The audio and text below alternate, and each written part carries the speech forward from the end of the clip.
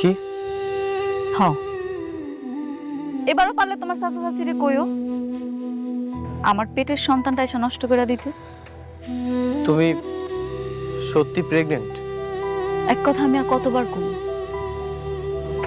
হ, আমি অন্তঃসত্ত্বা, আর এর বাবা তুমি, মিস্টার অমিক সাহেব। আপনার কি আর কিছু জানার আছে? মনে হয় নাই। আপনারা চলে যান, কালকে সকালে আমার অফিসে নিয়ে যান।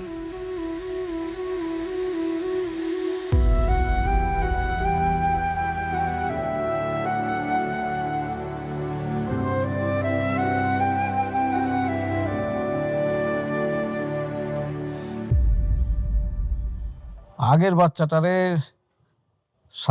শান্তার মা মিলা কিন্তু